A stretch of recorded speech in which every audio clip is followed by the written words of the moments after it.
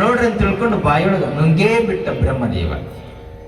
ಬಾಯೊಳಗ ನುಂಗಿದ ದಿಕ್ಕು ಕಾಣದೆ ಇಲ್ಲಿ ವಿಷ್ಣು ಮಹೇಶ್ವರರು ಓಡಾಡಕತ್ತಿದ್ರು. 4 ಲೋಕಗಳನ್ನ ನೋಡ್ತಾರೆ. ಹಳ್ಳಗಳು, ಕೆರೆಗಳು, ಗುಡ್ಡಗಳು, ಕಾಡುಗಳು, ಋಷಿಮುನಿಗಳು, ತಪಸ್ವಿಗಳು ಎಲ್ಲರನ್ನ ನೋಡ್ತಾರೆ.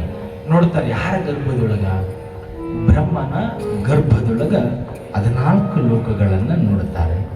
ಎಲ್ಲಾ ಲೋಕಗಳನ್ನ ನೋಡಿ ಬಂದ್ರು. ನೋಡಿದ್ರು, ಹೊರಗೆ ಬರ್ಬೇಕಲ್ಲ, ಒಳಗೆ ಹೋಗ್ಬಿಟ್ಟಾರೆ. ದಾರಿ ಕಾಣ್ತಿಲ್ಲ ಇವರಿಗೆ. ದಾರಿ ಕಾಣುತ್ತಿಲ್ಲ, ಹೆಂಗ ಮಾಡೋದಂತ ತಿಳ್ಕೊಂಡು ಚಿಂತಾಸ್ಥಿತಿಯೊಳಗೆ ಉಳಿದುಕೊಡ್ತಾರೆ. ಇಲ್ಲಿ ಯಾರ್ಯಾರು ಅಂತಂದ್ರೆ ವಿಷ್ಣು ಮಹೇಶ್ವರ. ದಾರಿ ಕಾಣ್ಲಾರ್ದಂಗೆ ಇಲ್ಲಿ ಮಹೇಶ್ವರ ಏನು ಮಾಡ್ತಾನಂದ್ರ ಬ್ರಹ್ಮನ ನಾಭಿಯ ಕಮಲದಿಂದ ಹೊರಗೆ ಬರ್ತಾನೆ. ಯಾರು? ಮಹೇಶ್ವರ. ವಿಷ್ಣು ಏನು ಮಾಡ್ತಾನಂದ್ರ ಬ್ರಹ್ಮನ ಗುದದ್ವಾರದಿಂದ ಕೆಳಗಿಳಿತಾನ. ಅದಕ್ಕೆ ಅಧೋಕ್ಷಜನೆಂಬ ಹೆಸರು ಬರ್ತದೆ ಆತನಿಗೆ. ಹಿಂಗೆ ಹೊರಗೆ ಬಂದ ಬಳಿಕ ವಿಷ್ಣು ಏನಂತಾನ, ಮತ್ತು ಬ್ರಹ್ಮ ಮಹೇಶ್ವರ ನೀವಿರುವರು ಸಹಿತವಾಗಿ ನನ್ನ ಗರ್ಭದೊಳಗ 14 ಲೋಕಗಳನ್ನ ನೋಡ್ರಿ ಅಂತ ಹೇಳಿದಾಗ ಮಹೇಶ್ವರ ಅಂತಾರ, ನಾನು ಒಬ್ಬರ ಗರ್ಭದೊಳಗೆ 14 ಲೋಕಗಳನ್ನು ನೋಡಿ ಬಂದೀನಿ. ಇಬ್ಬಿಬ್ಬರದು ಮತ್ತೇನು ಕೆಲಸ ಅದ? ನಾನು ಲೋಕ ಸಂಚಾರವನ್ನು ಮಾಡೋದಕ್ಕೆ ಹೋಗ್ತೀನಿ. ಬ್ರಹ್ಮದೇವ ನೀವೊಬ್ಬನೇ ಒಳಗೋಗಿ ನೋಡು ಅಂತ ತಿಳ್ಕೊಂಡು ಹೇಳಿ ಮಹೇಶ್ವರಲ್ಲಿ ಹೋಗ್ಬಿಡ್ತಾನ್ರಿ. ಇಡೀ ಲೋಕ ಸಂಚಾರಕ್ಕೆ ಹೋಗ್ಬಿಡುತ್ತೆ. ನಾವು ಹೋದ ವಿಷ್ಣು ಬಾಳೆ ಎಲೆಯ ಮೇಲೆ ಆನಂದವಾಗಿ ಆರೂಢನಾಗಿ ಬಾಯಿಯನ್ನು ತೆರೆದು ಮಲಗಿ ಬಿಡುತ್ತಾನೆ. ಯಾರು? ವಿಷ್ಣುದೇವ. ಮಲಗಿದಾಗ ಮಹೇಶ್ವರ ಏನು ಮಾಡುತ್ತಾನ, ವಿಷ್ಣುವಿನ ಬಾಯಿಯೊಳಗೆ ಹೋಗ್ತಾನೆ. ವಿಷ್ಣುವಿನ ಬಾಯಿಯೊಳಗೆ ಹೋದಾಗ ಇಲ್ಲಿ ವಿಷ್ಣು ಮತ್ತು ಮಹೇಶ್ವರರು ಬ್ರಹ್ಮನ ಗರ್ಭದೊಳಗೆ 14 ಲೋಕಗಳನ್ನ ನೋಡಿದರು. ಅದೇ ಪ್ರಕಾರವಾಗಿ ಬ್ರಹ್ಮದೇವನು ಸಹಿತವಾಗಿ ವಿಷ್ಣುವಿನ ಗರ್ಭದೊಳಗೆ 14 ಲೋಕಗಳನ್ನು ನೋಡ್ತಾನೆ. ಹಳ್ಳಗಳನ್ನ, ಕೆರೆಗಳನ್ನ, ಗುಡ್ಡಗಳನ್ನ, ಗಾಡುಗಳನ್ನ, ಹಣ್ಣು ಹಂಪಲಗಳನ್ನ, ತಪಸ್ವಿಗಳನ್ನ, ಋಷಿಮುನಿಗಳನ್ನ ಎಲ್ಲರೂ ನೋಡ್ತಾನೆ. ಇದನಿಗೂ ಸಹಿತವಾಗಿ ದಾರಿ ಕಾಣೋದಿಲ್ಲ ಬ್ರಹ್ಮದೇವನಿಗೆ. ಯಾವಾಗ ಬ್ರಹ್ಮದೇವನಿಗೆ ದಾರಿ ಕಾಣಲಿಲ್ಲ, ಈ ಬ್ರಹ್ಮದೇವ ಏನ್ ಮಾಡ್ತಾನಂದ್ರ ವಿಷ್ಣುವಿನ ಮೇಲ್ಭಾಗದಿಂದ ಅಂದ್ರೆ ತೆರೆಯ ಮೇಲ್ಭಾಗದಲ್ಲಿ ವಿಷ್ಣು ಹೊರಗೆ ಬರುತ್ತಾನೆ. ಯಾವಾಗ ವಿಷ್ಣು ಹೊರಗೆ ಬಂದ ಬಳಿಕ ದಿಕ್ಕು ಕಾಣದಂಗ ಆಗ್ತದೆ ಬ್ರಹ್ಮದೇವನಿಗೆ. 4 ದಿಕ್ಕುಗಳನ್ನು ನೋಡುತ್ತಾನ. ಅವಾಗ ಋಗ್ವೇದ, ಯಜುರ್ವೇದ, ಸಾಮವೇದ, ಅಥರ್ವಣ ವೇದ ಅನ್ನುವಂಥ 4 ವೇದಗಳು ಹುಟ್ಟುತ್ತವೆ. 5ನೇ ತೆರೆ ಹಿಂಗೆ ಎತ್ತಿ ನೋಡುತ್ತಾನ. ಅವಾಗ ಶಿವನ ಕಪಾಲ ಆಗ್ತದೆ, 5ನೇ ಮುಖ ಆಗ್ತದೆ ಅವನಿಗೆ. 5ನೇ ಮುಖ ಆದಾಗ ಮುಂದಿನ ದಿನಮಾನಗಳಲ್ಲಿ ಆ ರುಂಡವನ್ನು ಚೆಂದಾಡಿ ಶಿವನು ಅದನ್ನ ಬುರುಡೆಯನ್ನೇ ಭಿಕ್ಷಾಟನೆಯಾಗಿ ಮಾಡಿಕೊಳ್ಳುತ್ತಾನೆ. ಶಿವನ ಕಪಾಲವನ್ನಾಗಿ ಮಾಡಿಕೊಳ್ಳುತ್ತಾನೆ. ಹಿಂಗ 4 ವೇದಗಳು ಹುಟ್ಟಿತ್ತುತ್ತಾರೆ. ಹಿಂಗೆ ಹುಟ್ಟಿರುವಂತಹ ಸಂದರ್ಭದಲ್ಲಿ ವಿಷ್ಣುವಿನ ಕಿವಿಯೊಳಗ ದೂಷಿಗಳಂತಕ್ಕಂಥವ್ರು ಹುಟ್ಟಿ ಬರುತ್ತಾರೆ. ಆ ದೂಷಿಗಳಂತಕ್ಕಂಥವ್ರು ಯಾರು ಅಂತಂದ್ರ ಮಧುಕೈಟಭರನ್ನುವಂಥ ರಾಕ್ಷಸರು. ಯಾವಾಗ ಮಧುಕೈಟವರಂತಕ್ಕಂಥ ರಾಕ್ಷಸರು ಹುಟ್ಟಿ ಬಂದರು, ಇಲ್ಲಿ ಏನಾಯಿತು ಅಂತಂದ್ರ ಬ್ರಹ್ಮದೇವನನ್ನ ಯುದ್ಧಕ್ಕೆ ಕರೀತಾರೆ. ಮಧುಕೈಟವರು ಹೆಂಗೆ ಕರೀತಾರ? ಎಲ್ಲ ಬ್ರಹ್ಮದೇವನೇ, ಎಲ್ಲ 14 ಲೋಕಗಳಿಗೆ ಒಡೆಯರು, ಈ ಬ್ರಹ್ಮಾಂಡಕ್ಕೆ ಒಡೆಯರು ಎಂದು ಹೇಳಿ ಅಹಂಕಾರವನ್ನು ಪಡುತ್ತಾ ಮಧೋನ್ಮತ್ತರಾಗಿರುವಿರಿ. ನಿಮ್ಮಲ್ಲಿ ನಿಜವಾದ ಶಕ್ತಿ ಇದ್ದರೆ ನಮ್ಮಗಳ ಜೊತೆಯೊಳಗ ಯುದ್ಧಕ್ಕ ಬಾ ಎಂದು ಬ್ರಹ್ಮದೇವನನ್ನ ಕರೀತಾರೆ. ಯಾವಾಗ ಬ್ರಹ್ಮದೇವನನ್ನ ರಣರಂಗಕ್ಕೆ ಯುದ್ಧಾಗ ಕರೆದಾಗ ಬ್ರಹ್ಮದೇವ ಹೇಳ್ತಾನ, ಆ ಮಧುಕೈಟವರಂತಕ್ಕಂಥ ರಾಕ್ಷಸರ ಜೊತೆಯೊಳಗ ನನ್ನಿಂದ ಯುದ್ಧ ಮಾಡ್ಲಿಕ್ಕೆ ಆಗುವುದಿಲ್ಲ ಅಂತಾನ ಬ್ರಹ್ಮದೇವ. ಹಿಂಗಂದು ಇವ ಏನು ಮಾಡತಾನ ಅಂದ್ರ ಮಹೇಶ್ವರ ಲೋಕ ಸಂಚಾರವನ್ನ ಮಾಡುತ್ತಾ ಹೋಗ್ಯಾನ. ವಿಷ್ಣು ದೇವನಿಗೆ ಎಚ್ಚರಿಲ್ಲ, ಮಲಗಿಕೊಂಡು ಬಿಟ್ಟಾನ. ಯುದ್ಧ ಮಾಡುವುದಕ್ಕೆ ಬ್ರಹ್ಮನಿಗೆ ಆಗುವುದಿಲ್ಲ. ಹೆಂಗ ಮಾಡೋದು ಅಂತ ತಿಳ್ಕೊಂಡು ತಾಯಿ ಹೇಳಿದ್ರು ಅಂದು ಹೇಳಿರುವ ಮಾತುಗಳಂತೆ, ಯಾವಾಗ ಕಷ್ಟ ಅಂತ ನನ್ನನ್ನ ಕರಿತೀರಿ, ಯಾವಾಗ ದುಃಖ ಅಂತ ಕರಿತೀರಿ, ಆ ಕ್ಷಣದೊಳಗ ನಾನು ಪ್ರತ್ಯಕ್ಷ ದರ್ಶನವನ್ನ ನಿಮ್ಮಗಳಿಗೆ ಕೊಡುತ್ತೀನಿ ಎನ್ನುವಂತ ಮಾತು ದೇವಿ ಜಗಜ್ಜನನಿ ಹೇಳ್ಯಾಳೆ.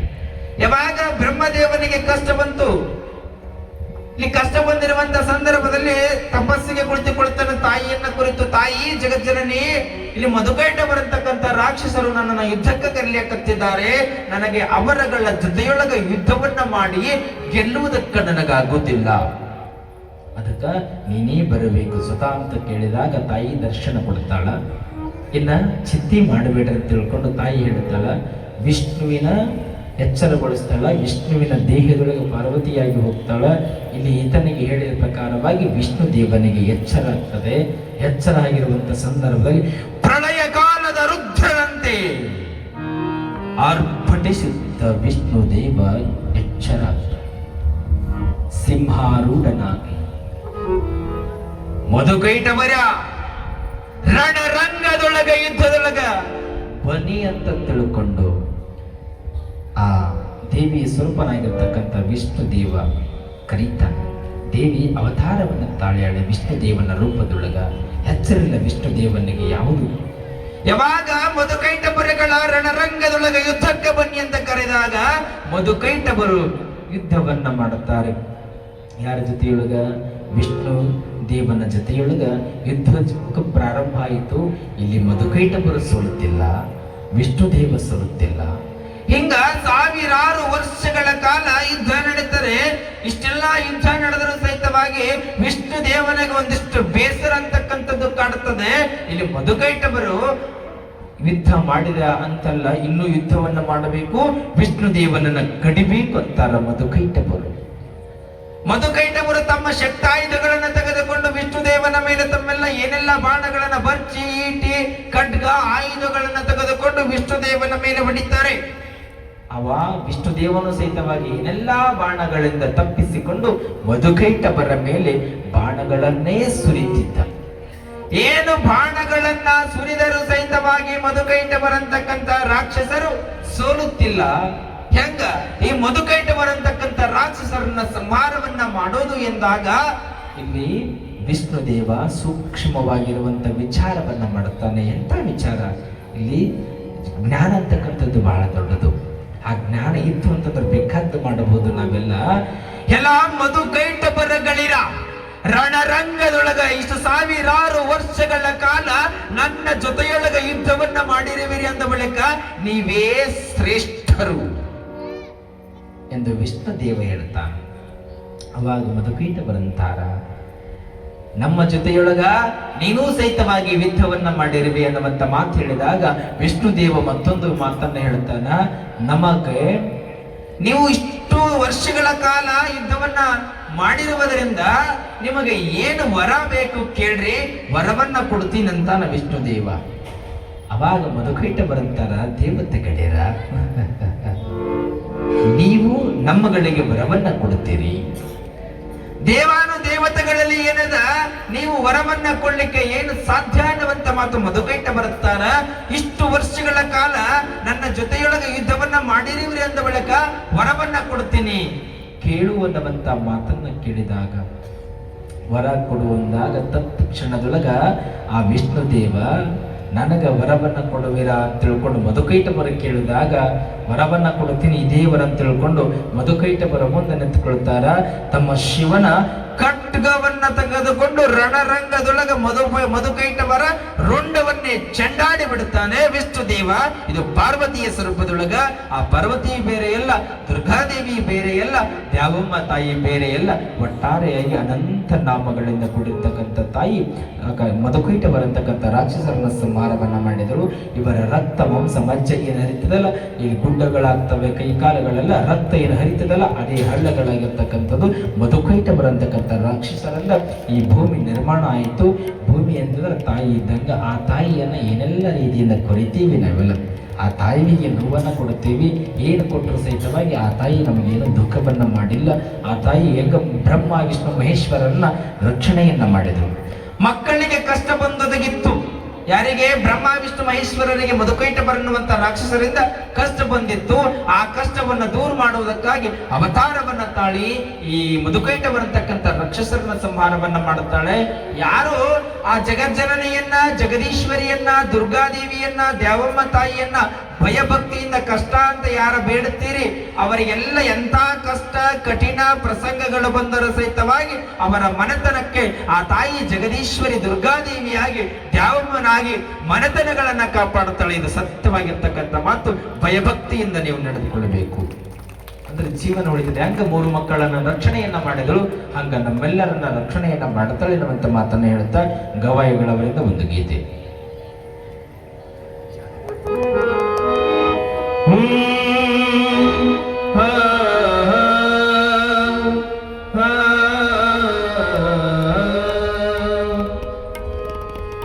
ಬಂಗಾರದಂತ ಹೆಣ್ಣು ಭವದಲ್ಲಿ ಬಂದೆ, ಬಂಗಾರದಂತ ಹೆಣ್ಣು ಭವದಲ್ಲಿ ಬಂದೆ, ಜಗ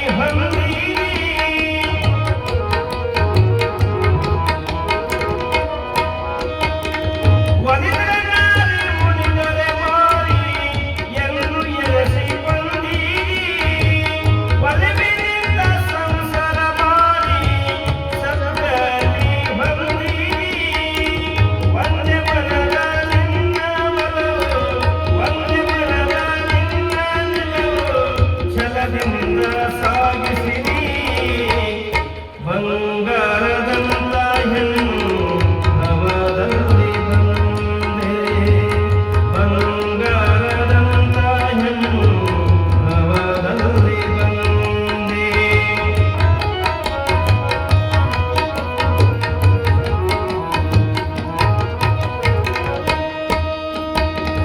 ನಿನ್ನ ಹೊಟ್ಟೆಗೆ ಹುಟ್ಟಿದ ಮಗನಿಗೆ ನೀನೇ ಗುರುವಾದಿ ನೀನು ಕಲಿಸಿದ ಮಾತಿನಂತೆ ನಡೆಯಲಿಕ್ಕೆ ಕಲಿಸಿದಿ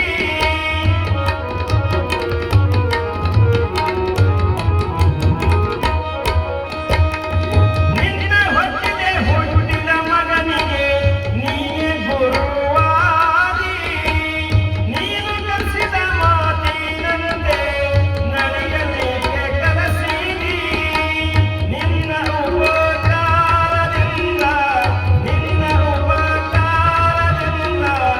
ಮಗುವಿಗೆ ಉದ್ಧರಿಸಿದಿ ಬಂಗಾರದಂತ ಹೆಣ್ಣು ಭವದಲ್ಲಿ ಬಂದೆ ಭವದಲ್ಲಿ ಬಂದೆ ಜಗದ ಉದ್ಧಾರವೆಲ್ಲ ಜಗದ ಉದ್ಧಾರವೆಲ್ಲ ನನ್ನಿಂದ ಅಂದಿ ಬಂಗಾರದಂತ ಹೆಣ್ಣು ಭವದಲ್ಲಿ ಬಂದೆ ಭವದಲ್ಲಿ ಬಂದೆ ಭವದಲ್ಲಿ ಬಂದೆ ಜ್ವರ ಚಪ್ಪಳ ಇಲ್ಲಿ ಬ್ರಹ್ಮ ವಿಷ್ಣು ಮಹೇಶ್ವರರಿಗೆ ಯಾಕೆ ಕಷ್ಟ ಬಂತು ಅಂತಂದ್ರೆ ತಾಯಿನ ಮರೆತದ್ದಕ್ಕೆ. ತಾಯಿ ಏನು ಹೇಳಾಳೆ, 3 ಜನ ಬಂದು ಎಂದೂ ನೀವು ಕಿತ್ತಾಟವನ್ನ ಮಾಡಬಾರದು, ಭೇದ ಭಾವವನ್ನ ಮಾಡಬಾರದು ಅನ್ನುವಂಥ ಮಾತು ಹೇಳಾಳೆ. ಹಂಗ ನಾವು ಸಹಿತವಾಗಿ ತಾಯಿ ತಂದೆ ಮಾತು ಮೀರಿದ್ರೆ ಕಷ್ಟಗಳ ಕಟ್ಟಿಟ್ಟ ಬುದ್ಧಿ. ಅದಕ್ಕೆ ಹೇಳ್ತೀರಿ, ದಯಮಾಡಿ ತಾಯಿ ತಂದೆರು ಏನು ಹೇಳ್ತಾರೆ ಹೇಳಿದ ಮಾತನ್ನ ಕೇಳಬೇಕು. ನಾವು ಓದುವಂಥ ಸಮಯದಲ್ಲಿ ಓದಬೇಕು. ಮುಂದೆ ಅವ್ರು ಏನು ಹೇಳ್ತಾರೆ ಅವರ ಮಾರ್ಗದರ್ಶನದೊಳಗೆ ಬದುಕನ್ನು ಕಟ್ಟಿಕೊಂಡ್ರೆ ಭಾಳ ಬಂಗಾರ ಆಗ್ತದೆ. ಅದು ಹೊರತುಪಡಿಸಿ ತಂದೆ ತಾಯಿಗಳಿಗೆ ಎದುರು ಹೇಳುವಂಥ ಮಕ್ಕಳಿದ್ದಾರೆ. ಹೆಂಗಿದ್ದಾರೆ ಅಂತಂದ್ರೆ, ಯಾವ ತಂದೆ ತಾಯಿಗಳು ಯಾವ ಎಜುಕೇಷನ್ ಇಲ್ಲಿ, ಯಾವ ತಂದೆ ತಾಯಿಗಳು ಹಿಂದಿನ ತಂದೆ ತಾಯಿಗಳಿಗೆ ಭಾಳ ಶಾಲೆ ಕಲಿತಿಲ್ಲ. ಆದರೆ ಆ ತಂದೆ ತಾಯಿಗಳು ಮಕ್ಕಳನ್ನ MBBS MD MA PhD ಎಲ್ಲ ಮಾಡಿ ಚಂದ ಓದಿಸಿ ನೌಕರಿಯಸ್ತರನ್ನ ಮಾಡ್ಯಾರ. ಆದರೆ ಇವರೆಲ್ಲ ವಿದ್ಯಾವಂತರಾಗ್ಯಾರ ಖರೆ, ಅವರಿಗೂ ನಮಗಿರುವಂಥ ವ್ಯತ್ಯಾಸ ಏನು ಅಂತಂದ್ರೆ, ಅವರೆಲ್ಲ ಏನೋ ತಿಳಿದೇ ಇದ್ರು ಸಹಿತವಾಗಿ ದೊಡ್ಡ ವಿದ್ಯಾವಂತರನ್ನಾಗಿ ಮಾಡಿದ್ರು. ಎಲ್ಲ ತಿಳಿದು ನಾವೆಲ್ಲ ವೃದ್ಧಾಶ್ರಮಕ್ಕೆ ಇವತ್ತಿನ ದಿನಮಾನಗಳಲ್ಲಿ ಬಿಡ್ಲಾಕತ್ತೀವಲ್ಲ, ಇಲ್ಲಿ ಯಾರು ಜಾಣರು ಅಂತಂದು ಹೇಳ್ಬೇಕು. ಶಾಲೆ ಕಲ್ಯಾರ ತಂದೆ ತಾಯಿಗಳು ಶಾಣ್ಯರಾದ್ರು ಅಥವಾ ಶಾಲೆ ಕಲ್ತವ್ರು ಜಾಣರಾದ್ರೆ? ಶಾಲೆ ಕಲ್ತಿ ತಗೊಂಡು ಸಂಸ್ಕಾರ ಇಲ್ಲದ ವಿದ್ಯೆ ತಗೊಂಡು ಏನು ಮಾಡೋದು? ನನ್ನ ತಂದೆ ನನ್ನ ಕಲಿಸಬೇಕಾದ್ರೆ ನನಗೆ ಬಹಳ ಕಷ್ಟಪಟ್ಟು ನನ್ನ ಒಂದೊತ್ತು ತಾನು ಉಪವಾಸ ಇದ್ರು ನಮಗೆ ಚಂದ ಒಳ್ಳೆಯ ಊಟವನ್ನು ಕೊಟ್ಟು ನಮ್ಗೆ ಒಳ್ಳೊಳ್ಳೆಯ ಹಾಸ್ಟೆಲ್ಗಳಲ್ಲಿ ಬಿಟ್ಟು ಚಂದ ವಿದ್ಯೆಯನ್ನು ಕಲಿಸಿದರು.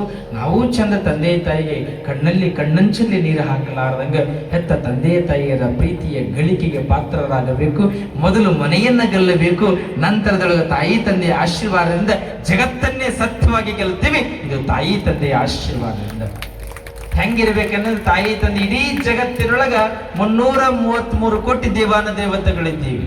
ಇದರಲ್ಲಿ ನಾವೆಲ್ಲ ಪೂಜೆ ಮಾಡ್ತೀವಿ. 333 ಕೋಟಿ ದೇವಾನು ದೇವತೆಗಳನ್ನು ನಾವೆಲ್ಲ ಧ್ಯಾನ ಮಾಡ್ತೀವಿ, ಶ್ಲೋಕ ಮಾಡ್ತೀವಿ, ಪೂಜೆ ಮಾಡ್ತೀವಿ. ಇವೆಲ್ಲ ಅನಂತ ವಿಧದ ಮಂತ್ರಗಳಿಂದ. ಆದ್ರೆ ಎಲ್ಲಾ ದೇವರಿದ್ದಾರೆ ಕರೆ, ಅಲ್ಲಿ ಪ್ರಥಮ ಸ್ಥಾನ ಯಾರಿಗೆ ಕೊಟ್ಟಿದ್ದೇವೆ? ವಿಘ್ನರಾಜನಿಗೆ ಪ್ರಥಮ ಸ್ಥಾನವನ್ನು ನಾವೆಲ್ಲ ಕೊಟ್ಟಿವಿ. ಭಾರತ ದೇಶದ ಸಂಪ್ರದಾಯದ ಪದ್ಧತಿಯಾಗಿ ಆಚಾರ ವಿಚಾರಗಳಲ್ಲಿ ಮೊದಲನೆಯ ಸ್ಥಾನವನ್ನು ಗಣಪತಿಗೆ ಕೊಟ್ಟಿವಿ. ಯಾವ ಮಕ್ಕಳಾಗಿರ್ತಕ್ಕಂಥವರು ಮನೆಯೊಳಗ ಹೆತ್ತ ತಂದೆ ತಾಯಿಯರನ್ನ ಗಣಪತಿ ಎಂದು ತಿಳಿದುಕೊಂಡು ಪಾದಕ್ಕೆ ನಮಸ್ಕಾರವನ್ನ ಮಾಡಿ ಮುಂದೆ ಓದುವುದಕ್ಕಾಗಲಿ ಅಥವಾ ಕೆಲಸ ಕಾರ್ಯಗಳಿಗೆ ಓದಿದ್ದೇ ಕರೆ ಆದ್ರೆ ಜೀವನ ಬಾಳು ಬಂಗಾರ ಆಗ್ತದೆ. ಇದು ಸತ್ಯವಾಗಿರುವಂತ ಮಾತು. ತಾಯಿ ತಂದೆಗಳಂದ್ರೆ ವಿಘ್ನೇಶ್ವರ ಇದ್ದಂಗ. ಇದನ್ನು ಅರಿತುಕೊಂಡು ಬದುಕನ್ನು ಕಟ್ಟಿಕೊಳ್ಳಬೇಕನ್ನುವಂಥ ತಾಯಿ ಇಲ್ಲಿ ನೋಡಿದಿಲ್ಲ. ಬ್ರಹ್ಮ ವಿಷ್ಣು ಮಹೇಶ್ವರರು ತಾಯಿಯನ್ನು ಮರೆತರು. ಇಲ್ಲಿ ಯಾರು ಬಂದರು, ಮಧುಕೈಟ ಬರತಕ್ಕಂಥ ರಾಕ್ಷಸರು ಒಂದು ಯುದ್ಧಕ್ಕೆ ಕರೆದ್ರು. ಇನ್ನೊಬ್ಬರು ತೊಂದರೆ ಮಾಡ್ಲಾಕ ಹಚ್ಚಿದ್ರು.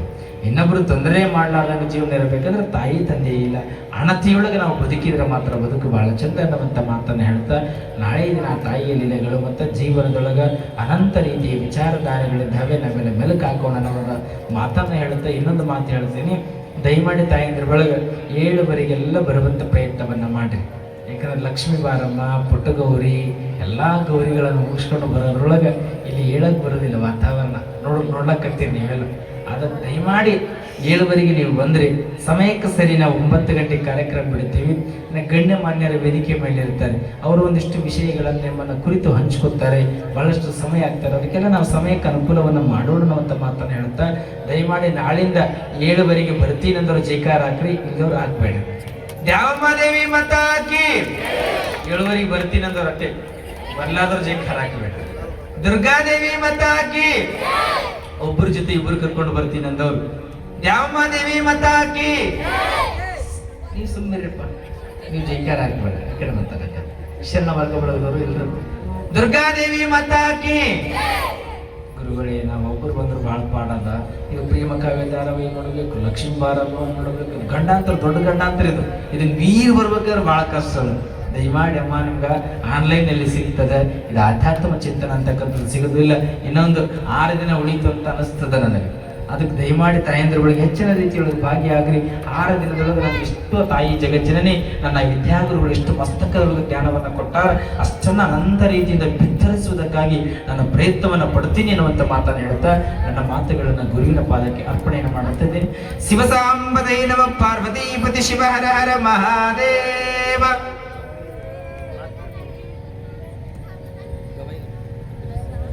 ಇಲ್ಲಿಯವರೆಗೆ